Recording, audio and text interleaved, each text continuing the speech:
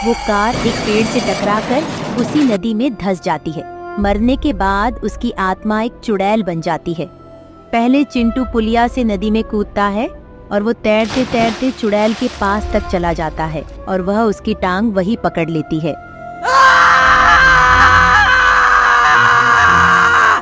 वो अपना दूसरा पैर जोर से घुमा के चुड़ैल के सिर पर मारता है। मच्छरगढ़ नाम का एक गांव था। उस गांव के पास एक छोटी सी नदी बहती थी। दोपहर के समय गांव के सभी बच्चे उस नदी में नहाया करते थे। उस नदी के ऊपर एक छोटी सी पुलिया थी। सभी बच्चे उस पुलिया के ऊपर चढ़कर नदी में कूदकर नहाया करते थे और खूब मस्ती किया करते थे। आज भी दोपहर में गांव के कुछ बच्चे उस नदी में नहा रहे थे। वो सब बारी बारी से पुलिया से कूदते हैं और इधर से उधर तैर तैर कर खूब आनंद ले रहे थे।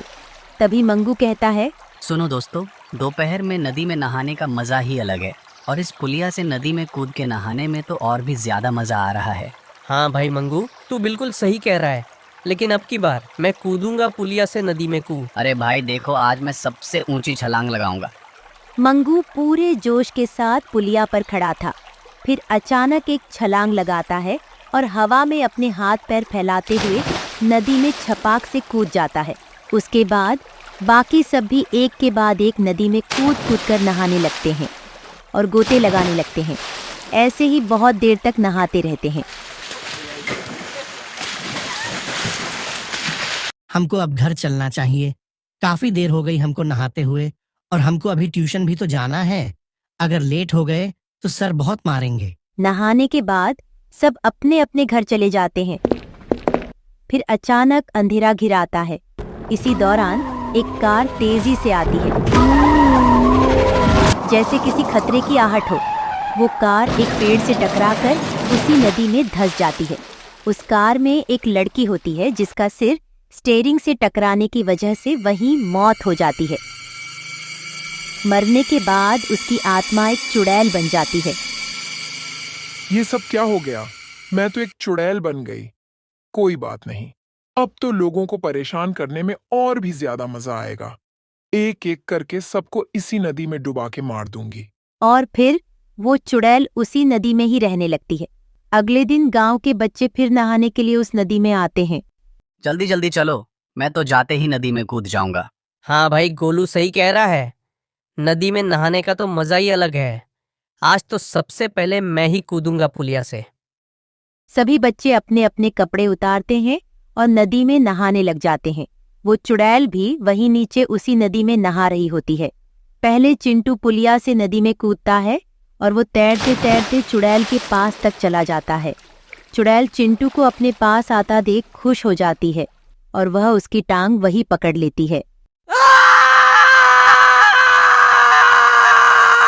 हाँ हाँ, पकड़ लिया मैंने। अब मैं तुझे नहीं छोड़ूंगी।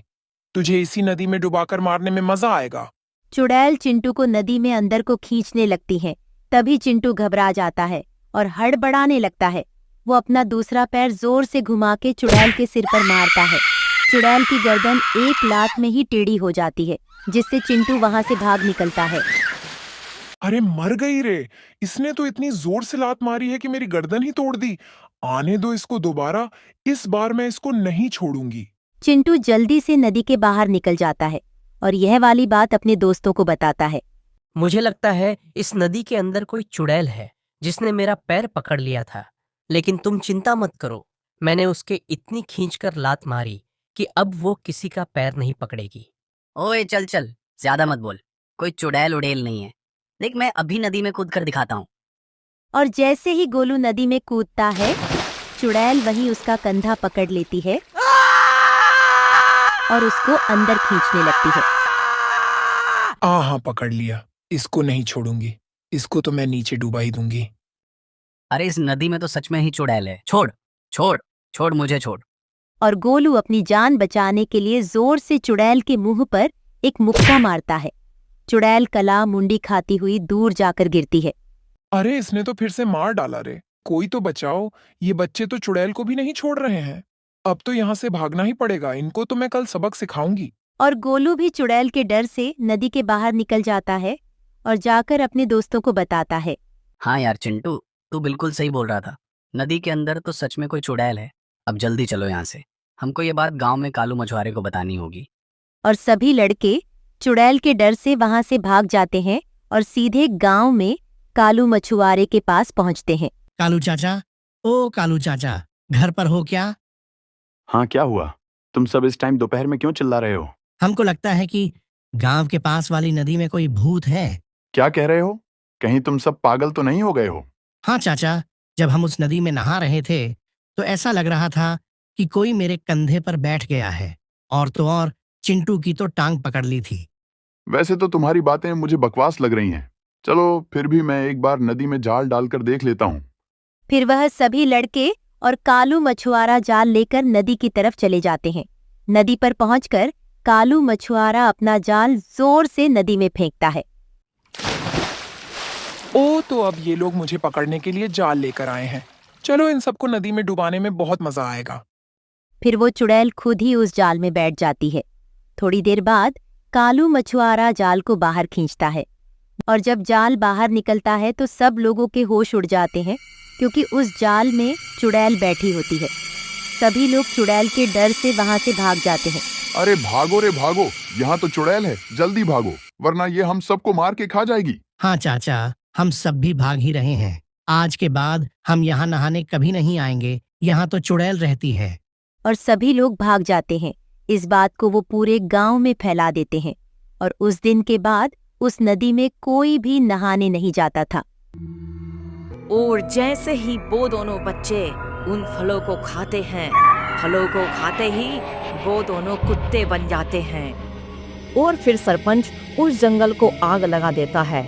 ये सब देखकर चुड़ैल को गुस्सा आ जाता है, और वह गुस्से में आकर अपने जादू से पूरे गांव को श्रापित कर देती है, जिससे गांव के सभी लोग जानवर बन जाते हैं। रतनपुर नाम का एक छोटा सा गांव था, और गांव के पास में ही एक बाग था, जिसका रहस्य बहुत ही मायावी था, क्योंकि उस बाग में आज तक कोई भी फल नहीं आया था। लेकिन इस साल उस बाग में मीठे और रसीले फल आए हुए थे। उस बाग के फल जो कोई भी खाता तो वह एक जानवर का रूप ले लेता था। लेकिन इस बात से सभी गांव वाले अनजान थे। एक बार अमन अपनी बाइक से वहां से गुजर रहा होता है, तभी उसकी नजर पास में ही बाग पर जाती है। वो देखता है कि उस बाग में बहुत ही रसीले और मीठे फल थे, क्योंकि आज से पहले उस बाग में एक भी फल नहीं आया था। जब अचानक से उसने इतने फल देखे तो उसका मन ललचा गया। अरे वाह, यहाँ पर तो बहुत सारे मीठे मीठे फल लगे हैं। आज से पहले तो यहाँ पर कहीं मैंने फल नहीं देखे, और ये फल देखने में बहुत ज्यादा रसीले लग रहे हैं, और इन फलों को देखकर मेरी भूख दुगनी हो गई है। चलो ऐसा करता हूँ, मैं इनको तोड़कर खा लेता हूँ। वो इतना सोचकर अमन उन मायावी फलों को तोड़ने के लिए आगे बढ़ता है, और जैसे ही वो वहां से एक फल तोड़कर खाता है, उस मायावी फल को खाते ही अमन एक कुत्ते में बदल जाता है। अरे बाप रे, ये मेरे साथ क्या हो गया? मैं कुत्ता कैसे बन गया? अरे अब मैं सही कैसे होऊंगा? लिए ये फल मायावी हैं, इनको खाकर मैं कुत्ता बन गया। और अगले दिन गांव का एक दूसरा व्यक्ति जिसका नाम सुधीर होता है, वो भी उसी जंगल के रास्ते से गुजरता है। जब उसकी नजर उस मायावी बाग पर जाती है तो उसको देखकर वह कहता है, अरे इस जंगल में मैंने तो कभी फल नहीं देखे, आज इतने अच्छे फल कैसे लग रहे हैं? इनको देखकर तो मेरे मुंह में पानी आ गया। चलो इन्हें तोड़ लेता हूँ और तोड़कर घर ले चलता हूँ। जब इन फलों को बच्चे खाएंगे तो खुश हो जाएंगे। सुधीर वहां से फलों को तोड़कर थैला भर लेता है और घर को निकल जाता है। और जैसे ही वह घर पहुंचता है, उसके बच्चे फलों से भरे थैले को देखकर खुश हो जाते हैं। अरे वाह पापा, इतने अच्छे फल! आज तो इन फलों को खाने में मजा ही आ जाएगा। और जैसे ही वो दोनों बच्चे उन फलों को खाते हैं, फलों को खाते ही वो दोनों कुत्ते बन जाते हैं। अपने बच्चों का ये हाल देखकर सुधीर बहुत ज्यादा डर जाता है और जोर जोर से रोने लगता है। अरे ये सब क्या हो गया? मेरे बच्चे कुत्ते कैसे बन गए? लगता है इन फलों को खाकर मेरे बच्चे कुत्ते बने हैं। अब तुमको वापस इंसान कैसे बनाऊं? मुझे गांव में जाकर ये बात गांव वालों को बतानी होगी। कोई भी उस जंगल के फल ना खाए। सुधीर का रो रो के बुरा हाल हो गया था। वह रोता हुआ सरपंच जी के पास जाता है। सरपंच जी वही चौपाल पर बैठे होते हैं। वहाँ पर सरपंच जी के साथ साथ गांव के और भी लोग होते हैं। जब सुधीर यह सारी घटना वहाँ सरपंच जी को बताता है तो सुधीर की बातों पर किसी को भी विश्वास नहीं हो रहा था। तभी सरपंच जी आश्चर्यचकित होकर उससे पूछते हैं, मुझे विश्वास नहीं हो रहा सुधीर, कहीं तुम कोई मजाक तो नहीं कर रहे हो? ऐसा कैसे हो सकता है कि कोई फलों को खाकर आखिर कुत्ता कैसे बन सकता है? चलो मैं एक बार तुम्हारी बात पर विश्वास कर लेता हूँ। ऐसा करो, तुम मुझे अपने घर ले चलो और मुझे दिखाओ कि कौन से फलों को खाकर तुम्हारे बच्चे कुत्ते बन गए हैं। सुधीर सरपंच जी और बाकी के लोगों को ये सारा दृश्य दिखाने के लिए अपने घर ले जाता है। जब गांव के सभी लोग वह सारा दृश्य अपनी आंखों से देखते हैं तो उनके पैरों तले जमीन खिसक जाती है। लेकिन उन सभी गांव वालों के बीच एक आदमी जिसका नाम लालमन होता है, उसको अभी तक ये विश्वास नहीं हो रहा था कि ये सब कुछ इन फलों को खाकर हुआ है। तभी वह बीच में बोल पड़ता है, नहीं यार, मुझे अभी तक विश्वास नहीं हो रहा कि कोई इन फलों को खाकर कैसे कुत्ता या जानवर बन सकता है। सरपंच जी, ये हमको पागल बना रहा है, हमारा टाइम खराब कर रहा है। चलो यहाँ से। लालमन को ये सब अभी तक मजाक लग रहा होता है जब वह भी उस थैले में से एक फल उठाकर खाता है और उस फल को खाते ही वह भी एक कुत्ता बन जाता है। ये सब देखकर गांव वाले सभी लोग डर जाते हैं। तभी सरपंच जी उन सभी गांव वालों को हिम्मत दिलाते हुए कहते हैं, ओ, मतलब सुधीर तुम सही कह रहे थे। देखा तुमने गांव वालों, और किसे किसे सुधीर की बातों पर विश्वास नहीं हो रहा है। देख लो अपनी आंखों से। अगर अभी तक किसी को विश्वास नहीं हुआ तो वो भी ये फल खा के देख सकता है। गांव वालों और सुधीर, तुम घबराओ मत। मैं एक बाबा तांत्रिक को जानता हूँ, उनके पास इसका तोड़ अवश्य ही होगा कि उस बाग में आज तक फल नहीं आए थे और इस बार फल आए हैं जिनको खाकर हर कोई जानवर बन रहा है। अभी तुम लोग घर जाओ और सुधीर, तुम भी अपने बच्चों को संभाल कर रखो, कहीं ये कहीं बाहर ना निकल जाएं। मैं इसका तोड़ शाम तक ढूंढ लाऊंगा। थोड़ी ही देर बाद सरपंच जी उस मायावी जंगल के फलों का तोड़ ढूंढने के लिए उस बाबा तांत्रिक से मिलने जाते हैं। ओ, तो ये है मायावी जंगल। क्या इसी जंगल के फल खाकर मेरे सभी गांव वाले जानवर बन रहे हैं? सरपंच जी ये सब सोच ही रहे होते हैं, तभी एक डरावनी और जोर जोर से हंसने की आवाज आती है। जब सरपंच जी पीछे घूमकर देखते हैं तो वह एक चुड़ैल होती है।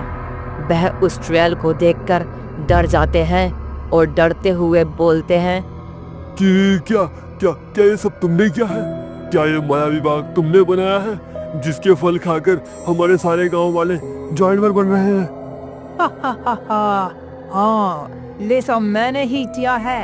ऐसा करने में मुझे बहुत मजा आता है। जैसे ही कोई कुत्ता बनता है वैसे ही मेरी शक्तियाँ बहुत ज्यादा बढ़ जाती है। ए चुड़ैल, मैं तुझे चेतावनी देता हूँ, मेरे सभी गांव वालों को वापस इंसान बना दे, वरना मैं तेरे ऊपर काला जादू करवाकर तुझे बोतल में कैद करवा दूंगा। जादू, वो भी मेरे ऊपर? जा करवा देना कोई सा भी जादू।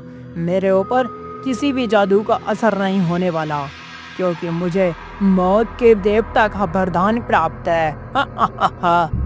और वो चुड़ैल उस सरपंच को वहां से डराकर भगा देती है। सरपंच जी गांव में आते हैं और गांव वालों को इस श्राप से बचने का तरीका बताते हैं। गांव वालों, सुनो मेरी बात ध्यान से। अगर हमें इस मायावी जंगल को खत्म करना है और इसके श्राप से बचना है तो उसका सिर्फ एक ही उपाय है। हम सभी को मिलकर बिना डरे इस जंगल को काटकर खत्म करना होगा। सरपंच की बात सुनकर सभी गांव वाले जंगल को काटने के लिए राजी हो जाते हैं, लेकिन उनको पता नहीं था कि उस जंगल में उस चुड़ैल का काला साया है। सभी गांव वाले बिना कुछ जाने अपने हाथों में कुल्हाड़ी लेकर उस जंगल को काटने के लिए चल देते हैं और सभी गांव वाले बिना कुछ सोचे समझे उस जंगल में पहुंचकर पेड़ों को काटना शुरू कर देते हैं। और जैसे ही किशोर पहली कुल्हाड़ी उस पेड़ में मारता है, तभी वहां से एक डरावनी हंसने की आवाज आती है। उस आवाज को सुनते ही सभी लोग डर जाते हैं। तभी वहां पर वो चुड़ैल आती है। चुड़ैल को देखकर सभी लोग डर से कांपने लगते हैं। चुड़ैल, बाहर चुड़ैल, यहाँ पर तो चुड़ैल है। मतलब ये मायावी जंगल इस चुड़ैल का है क्या? अरे भागो रे सारे लोग यहाँ से जान बचाकर, वरना ये चुड़ैल हमको मारकर खा जाएगी। अपने बाघ को कटता देख दो चुड़ैल गुस्से में आकर एक एक को जानवर बनाना शुरू कर देती है। ये सब देखकर सभी गांव वाले अपनी जान बचाकर भागने लगते हैं। लेकिन सरपंच हिम्मत दिखाते हुए उस चुड़ैल को ललकारते हुए कहता है, ए चुड़ैल, मैंने तुझे पहले भी कहा था और अब भी कह रहा हूँ, मेरे सभी गांव वालों को ठीक कर दे और इस जंगल को छोड़कर चली जा, वरना मैं तांत्रिक को बुलाकर तुझे हमेशा हमेशा के लिए बोतल में कैद करा दूंगा। तेरी भलाई इसी में है कि तू यहाँ से चुपचाप चली जाए। तुम तुच्छ गांव वाले मेरा कुछ नहीं बिगाड़ सकते। इस बाग पर सिर्फ मेरा राज है और जो कोई भी यहाँ से गुजरेगा उसको मेरा शिकार होना ही पड़ेगा और धीरे धीरे सभी गांव वालों को जानवर बना दूंगी और फिर अपना दानव साम्राज्य खड़ा करूंगी। लगता है तू ऐसे नहीं मानेगी। लातों के भूत बातों से नहीं मानते। बस बहुत हो गया तेरा। अब मैं इस जंगल को आग लगाने वाला हूँ और फिर देखता हूँ तू कैसे बचती है। और फिर सरपंच उस जंगल को आग लगा देता है। ये सब देखकर चुड़ैल को गुस्सा आ जाता है और वह गुस्से में आकर अपने जादू से पूरे गांव को श्रापित कर देती है, जिससे गांव के सभी लोग जानवर बन जाते हैं।